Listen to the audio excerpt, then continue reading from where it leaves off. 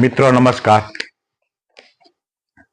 આજે આપણે યુટ્યુબના માધ્યમથી ધોરણ 12 અર્થશાસ્ત્ર વિભાગમાં પ્રકરણ 11 છે, ભારતીય અર્થતંત્રમાં નૂતન પ્રશ્નો, એની ચર્ચા કરવાની છે.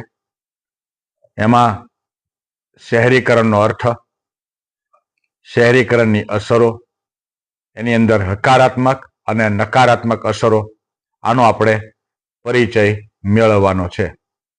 તો મિત્રો, પાઠની આપણે શરૂઆત કરીએ.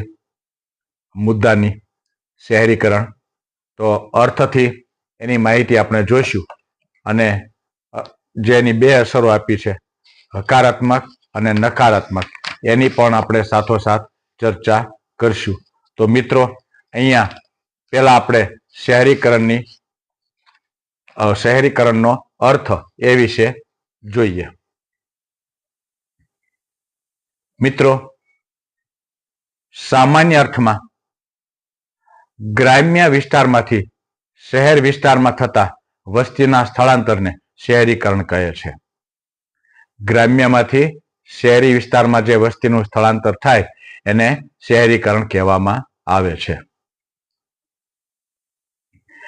શહેરીકરણ એ એવી સામાજિક આર્થિક પ્રક્રિયા છે કે જેનાથી કોઈ એક વિસ્તારની વસ્તીનું પ્રમાણ વધે છે શહેરીકરણથી અને કેન્દ્રિત થાય છે, જે નગર કે શહેરમાં પરિણમે છે.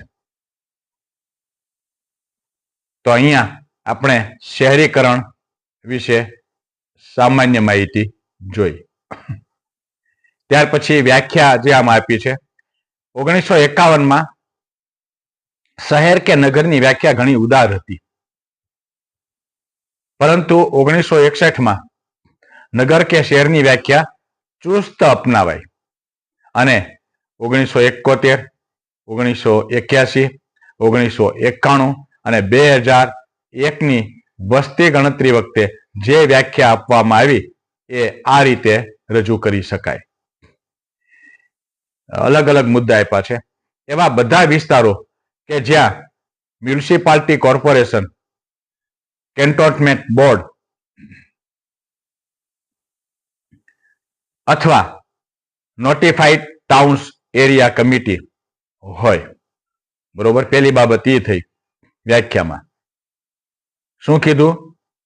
જ્યાં મ્યુનિસિપાલિટી કોર્પોરેશન, કેન્ટોનમેન્ટ બોર્ડ અથવા નોટિફાઈડ ટાઉન્સ એરિયા કમિટી હોય. આ પહેલી બાબત કીધી. એવા બધા અન્ય વિસ્તારો કે જ્યાં નીચેના જે માપદંડ આપ્યા છે 3, એનું પાલન થતું હોય. એમાં પહેલું છે 5000 કે તેથી વધુ વસ્તી હોય,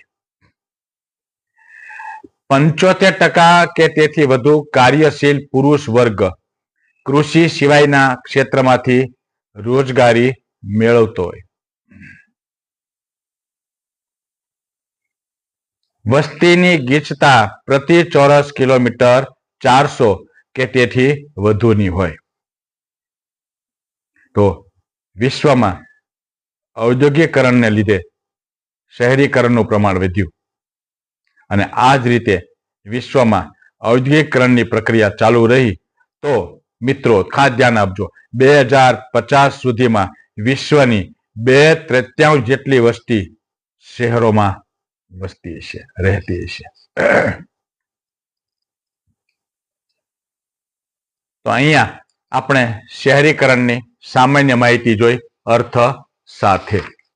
હવે આપણે શહેરીકરણની અસરોની થોડી ચર્ચા કરીએ. તો શહેરીકરણની અસર ને બે ભાગમાં વહેંચી છે, હકારાત્મક અસરો અને નકારાત્મક અસરો.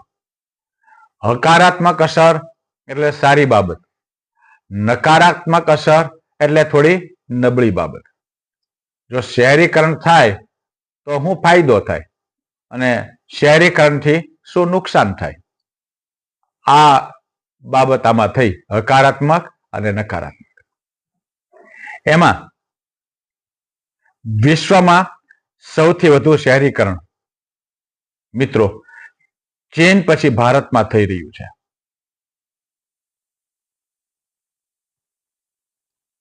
હાલમાં ભારતમાં શહેરીકરણની પ્રક્રિયા ખૂબ ઝડપી છે. ભારતના ઝડપી આર્થિક વિકાસનો નિર્દેશ કરે છે આ બાબત.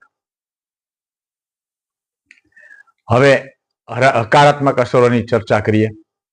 મિત્રો, તમને જે સામે ચાર્ટ બતાવ્યો છે એ હકારાત્મક અસરોને લગતો છે. એમાં જે 6 મુદ્દા આપ્યા છે: માળખાકીય સુવિધામાં વધારો, ગરીબીમાં ઘટાડો, સાંસ્કૃતિક વિકાસ, આરોગ્યની સેવાઓ અને સામાજિક અસર, આધુનિક વિચારસરણી અને ઊંચું જીવન ધોરણ. આ એની હકારાત્મક અસરો છે શહેરીકરણની. હવે આ જે 6 મુદ્દા આપ્યા છે એમાં થોડુંક વિગતથી પરિચય મેળવીએ. તો માળખાકીય સુવિધામાં વધારો, શિક્ષણ, આરોગ્ય, બેન્કિંગ, વાહન વ્યવહાર, સંદેશા વ્યવહાર, વીમો અને વીજળી વગેરે જેવી માળખાકીય સુવિધાઓમાં સતત વધારો થતા આ બધા ક્ષેત્રોમાં અનેક ગણી રોજગારીની તકો ઊભી થઈ. અને રોજગારીમાં વધારો થતા લોકોની વસ્તુ ખરીદવાની શક્તિમાં વધારો થયો, જેણે અનેક નવા ઉદ્યોગો સ્થાપવાની શહેરોમાં અનિવાર્યતા ઊભી થતા અનેક નવા ઉદ્યોગો સ્થપાયા, જેમાં પણ અનેક રોજગારીની તકો સર્જી અને રોજગારી વધતા આવક વધી, આવક વધતા ખરીદ શક્તિ વધી, ખરીદ શક્તિ વધતા ફરી નવા ઉદ્યોગો સ્થપાણા અને રોજગારી વધી. આમ આ ચક્ર સતત અને સતત ચાલ્યા કર્યું. હકારાત્મક અસરમાં પહેલી બાબત આપણે જોઈ, માળખાકીય સુવિધાઓમાં વધારો. ત્યાર પછી ગરીબીમાં ઘટાડો. ગરીબી અને બેરોજગારી પરસ્પર સંકળાયેલા છે. શહેરીકરણ થવાથી શહેરોમાં સેવા ક્ષેત્ર અને ઉદ્યોગ ક્ષેત્રમાં મોટા પ્રમાણમાં રોજગારીનું સર્જન થાય છે અને એને કારણે શું થાય છે? ગરીબીમાં ઘટાડો થાય છે. ઉપરાંત ગ્રામ્ય બેકાર અને ગરીબ વસ્તી પણ શહેરમાં આવતા તેમને પણ તેમની યોગ્યતા મુજબ રોજગારી મળી રહેતા ગરીબીમાં ઘટાડો થાય છે. ત્યાર પછી સાંસ્કૃતિક વિકાસ હકારાત્મક અસરમાં. ત્રીજી બાબત, શહેરોમાં શિક્ષણની સુદ્રઢ સુવિધાઓ ઉપલબ્ધ બનતી હોવાથી માનવી શિક્ષણના માધ્યમ દ્વારા પોતાનો સર્વાંગી વિકાસ સાધી શકે છે અને સમાજને સુસંસ્કૃત માનવીની ભેટ મળે છે. મિત્રો, ઉપરાંત વૈવિધ્યસભર વાંચનાલયો, બુક સ્ટોલ તેમજ અન્ય સાંસ્કૃતિક વિકાસના વિવિધ કાર્યક્રમો પણ માનવીના સાંસ્કૃતિક વિકાસમાં અગત્યનો ભાગ ભજવે છે. હકારાત્મક અસરની વાત થઈ, સાંસ્કૃતિક વિકાસ. ત્યાર પછી ચોથી બાબત છે અતિ આધુનિક આરોગ્યની સેવાઓ. શહેરીકરણની પ્રક્રિયાને પરિણામે શહેરોની વસ્તીમાં વધારો થતા તેમની શિક્ષણની સાથે સાથે આરોગ્યની જરૂરિયાતો ઉદ્ભવે છે. આજે અમદાવાદ જેવા મોટા શહેરોમાં અતિ આધુનિક મલ્ટી સ્પેશિયાલિસ્ટ હોસ્પિટલો દરેક વિસ્તારમાં આપણને આવેલી જોવા મળે છે, જ્યાં આગળ દરેક પ્રકારના રોગોની અતિ આધુનિક સારવાર એક જ સ્થળેથી ઉપલબ્ધ બની શકે છે. તો આ હકારાત્મક બાબત થઈ શહેરીકરણની. ત્યાર પછી સામાજિક અસર, એમાં આપણે જોઈએ ગામડા કરતા શહેરોમાં શિક્ષણ તેમજ સાંસ્કૃતિક વિકાસને કારણે ઉપરાંત સંદેશા વ્યવહારના આધુનિક ઉપકરણોનો ઉપયોગ સતત વધતો હોવાથી શહેરના લોકોની વિચારસરણી આધુનિક જોવા મળે છે ગ્રામ્ય કરતા. તેઓ ઝડપથી વિશ્વના પ્રવાહોથી પરિચિત થઈ શકતા હોવાથી તેમના વાણી, વર્તન, વિચારો, રહેણીકરણી, રીતભાત વગેરેમાં પરિવર્તનની છાંટ જોવા મળે છે. આ સામાજિક અસર શેની? શહેરીકરણની. કઈ અસર થઈ? હકારાત્મક અસર.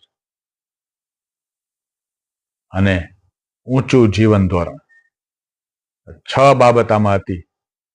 મુદ્દા તમને 6 જે સામે ચાર્ટમાં બતાવ્યા હતા.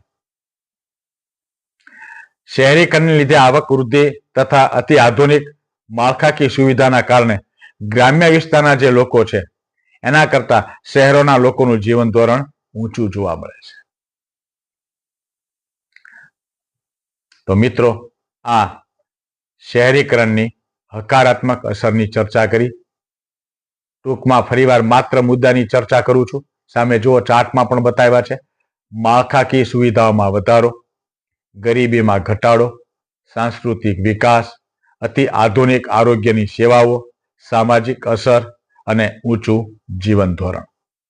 આટલી બાબત હકારાત્મક અસરમાં આવશે. મિત્રો, પરીક્ષાઓ નજીક છે અને આ વખતે વહેલી પણ છે, એટલે આ મુદ્દાની હું તમને વાત કરું તો જો મોટો પ્રશ્ન આમાંથી પૂછાવાની શક્યતા વાળું હોય તો શહેરીકરણની અસરો જણાવો. એમાં હકારાત્મક અને નકારાત્મક બંને તમારે દર્શાવવાની રહે.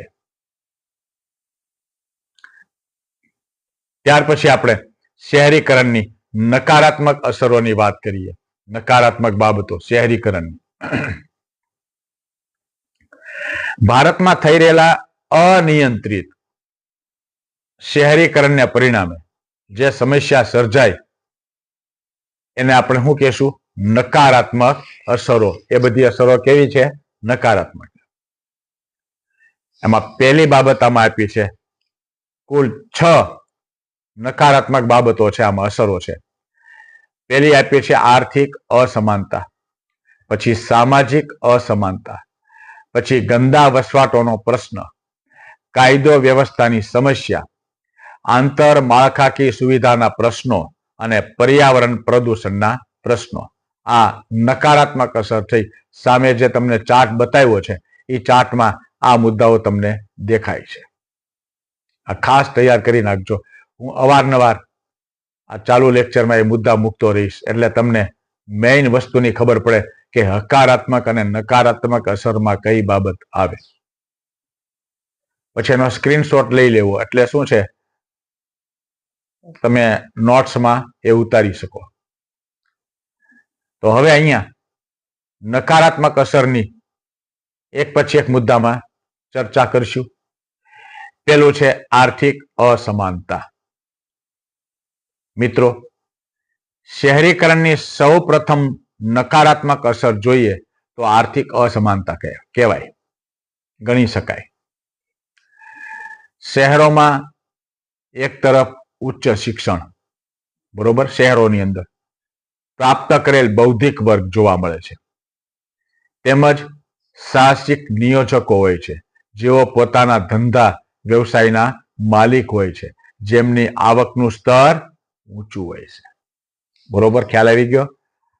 જ્યારે ગામડાની વાત કરીએ તો ગામડામાં અભણ ગરીબ શ્રમિક વર્ગ હોય છે. એક તો અભણ હોય છે અને પાછો ગરીબ હોય છે, જેમને મજૂરી સિવાય કોઈ કામ મળતું નથી. સિવાય કે મજૂરી, કોઈ કૌશલ્ય કામ એવું એને મળતું જ નથી કે જેનો વિકાસ થાય, આગળ આવક વધે. આવું કામ એને મળતું જ નથી, ખાલી મજૂરી. અને એને લીધે આવક કેવી રહેશે? એની ઓછી રહેશે. અને આમ આપણે જોઈએ તો આજે આર્થિક અસમાનતા છે એ શહેરોમાં ઉડીને આંખે વળગે છે. પછી સામાજિક અસમાનતા. ઓલી આર્થિક, આ સામાજિક. હવે એમાં જોઈએ, આર્થિક અસમાનતાની સાથે સામાજિક અસમાનતા પણ જોવા મળે છે. શહેરી સમાજનો ધનિક અને શિક્ષિત વર્ગ આધુનિક વિચારસરણી ધરાવે છે, જ્યારે અશિક્ષિત ગરીબ વર્ગ રૂઢિચુસ્ત વિચારસરણીનો ભોગ બનેલો જોવા મળે છે. આ સામાજિક અસમાનતા જુઓ, ઓલો રૂઢિચુસ્ત હોય એમાંથી બહાર જ ન નીકળે.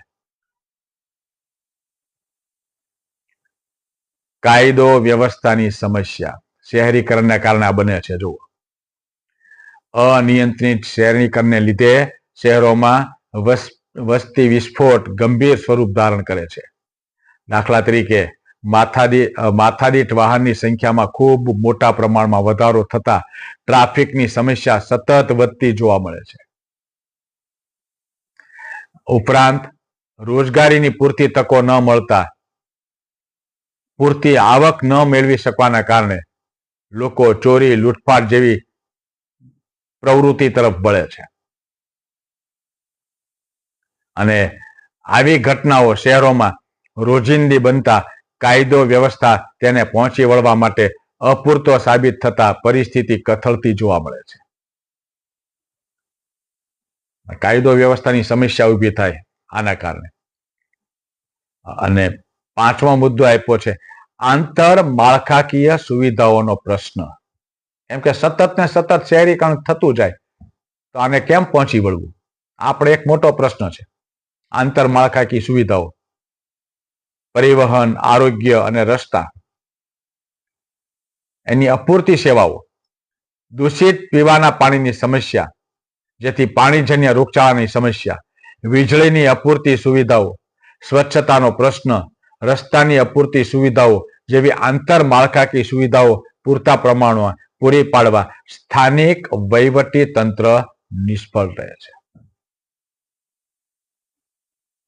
અને બીજી મહત્વની બાબત એ છે કે શહેરીકરણના કારણે પર્યાવરણના પ્રદૂષણના પ્રશ્નો ઊભા થાય છે. અતિશય શહેરીકરણ થાય, શહેરોમાં ઉદ્યોગોની સ્થાપના થાય, નવા નવા ઉદ્યોગો સ્થપાય. આ ઉપરાંત ગંદકીની ગંભીર સમસ્યા માનવીના સ્વાસ્થ્ય પર થતી જોવા મળે છે. દાખલા તરીકે અડધાથી વધુ ગરીબ વસ્તી ચામડી અને શ્વાસના રોગોથી પીડાતી જોવા મળે છે. આ પર્યાવરણના પ્રદૂષણના પ્રશ્નો. તો આ 6 બાબત મિત્રો કઈ થઈ? નકારાત્મક અસરો. તો હકારાત્મક અસરો અને નકારાત્મક અસરો એ બાબતની ચર્ચા આપણે આ મુદ્દામાં કરી. ત્યાર પછી શહેરીકરણની સમસ્યા હળવી કરવાના ઉપાયો. મિત્રો, શહેરીકરણની સમસ્યા હળવી કરવા શું શું કરવું જોઈએ? તેમાં પહેલું લખ્યું છે નીતિ વિષયક પગલા. નીતિ વિષયક પગલામાં ખાસ કરીને ભારત સરકારે શહેરીકરણની સમસ્યા હળવી કરવા માટે જે ઉપાયો હાથ ધર્યા છે એના આપણે અભ્યાસ કરીએ. એમાં પહેલું કીધું છે 10 લાખથી વધુ વસ્તી ધરાવતા શહેરોમાં નવા ઉદ્યોગોની સ્થાપના પર નિયંત્રણ મૂકીને અનિયંત્રિત રીતે થતા શહેરીકરણને મર્યાદિત બનાવ્યું છે નીતિ વિષયક પગલામાં.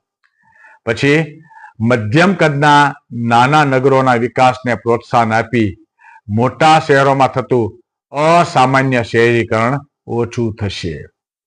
આ નીતિ વિષયક પગલા, એના પેટા વિભાગો આપ્યા છે આ બધા.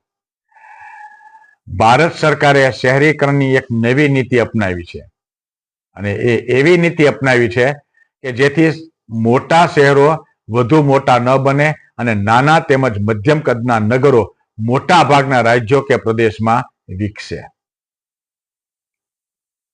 તો આ પહેલી બાબતથી નીતિ વિષયક પગલા. ત્યાર પછી રોજગારીની તકો વધારવી શહેરીકરણની સમસ્યા હળવી કરવા માટે. શહેરોમાં રોજગારીની તકો વધે એવા રોજગારલક્ષી કાર્યક્રમો દ્વારા સરકાર દ્વારા અમલમાં મૂકવામાં આવ્યા છે. તેનો વ્યાપ અને વિસ્તાર વધારી આવા કાર્યક્રમોનો વધુને વધુ લાભ શહેરી ગરીબો લેતા થાય કે જેથી કરીને આવક વધતા એના જીવન ધોરણમાં સુધારો થાય. માળખાકીય સુવિધાઓ સુદ્રઢ કરવી. શહેરોમાં માળખાકીય સુવિધાઓ જેવી કે પાણી, રસ્તા, વાહન વ્યવહાર, સંદેશા વ્યવહાર, ડ્રેનેજ, સેનિટેશન વગેરેની સુવિધાઓનો શહેરના છેવાડાના લોકોને પૂરતા પ્રમાણમાં મળી રહે તેવી માળખાકીય વ્યવસ્થા સુદ્રઢ કરવી જોઈએ. ત્યાર પછી શિક્ષણ અને આરોગ્યની સુવિધાઓ. શહેરનો સાધન સંપન્ન વર્ગ શિક્ષણ અને આરોગ્યની અતિ આધુનિક સવલતો ખૂબ જ સરળતાથી મેળવી શકે છે, પરંતુ શહેરનો ગરીબ વર્ગ હજુ સુધી આ સુવિધા પૂરતા પ્રમાણમાં અને ઉચ્ચ કક્ષાની મેળવી શકતો નથી, જેને પરિણામે શહેરીકરણની સમસ્યા હળવી બની શકતી નથી. જો ગરીબ અને શ્રમિક વર્ગને પણ શિક્ષણ અને આરોગ્યની અતિ આધુનિક સવલતો સહેલાઈથી સસ્તા દરે ઉપલબ્ધ બની શકે તો આપોઆપ શહેરીકરણની સમસ્યા હળવી બની શકે. પછી ગ્રહ ઉદ્યોગો અને નાના પાયાના ઉદ્યોગોનો વિકાસ કરવો જોઈએ તો આ સમસ્યા હળવી બની શકે. મિત્રો, આપણે શહેરીકરણની સમસ્યા હળવી કરવાના ઉપાયોની વાત કરીએ છીએ. ગ્રહ ઉદ્યોગોનો વિકાસ કરવો જોઈએ. ગામડામાં પાયાની સુવિધાઓનો વિકાસ કરવો જોઈએ જેથી શહેરીકરણ ન થાય. લોકો ગામડામાંથી શહેરમાં શું કામ આવે છે? પાયાની સુવિધા જ નથી. શિક્ષણ છે, આરોગ્ય છે, વીજળી છે, આ બધી સુવિધા ઉપલબ્ધ નથી જોઈએ તેટલા પ્રમાણમાં, એટલે લોકો શહેરમાં જાય છે. માટે હું લખ્યું છે, જો ગામડામાં પાયાની સુવિધાનો વિકાસ કરવો જોઈએ. અને છેલ્લે વહીવટી વ્યવસ્થા સુદ્રઢ કરવી જોઈએ તો શહેરીકરણની સમસ્યા હળવી થઈ શકે. તો મિત્રો, અહીંયા આપણે આ મુદ્દો પૂર્ણ કરીએ છીએ. હવે તમારી જવાબદારી શરૂ થાય છે કે એ તમારે વ્યવસ્થિત રીતે તૈયાર કરવાનું રહેશે. તો અહીંયા આ માહિતી હું પૂર્ણ કરું છું. ધન્યવાદ. હવે ફરી પાછા કોઈ નવા મુદ્દા અને નવા ટોપિક સાથે મળશું. ત્યાં સુધી આટલી માહિતી તમે તૈયાર કરશો એવી અપેક્ષા સાથે હું આ લેક્ચર પૂર્ણ કરું છું. ધન્યવાદ.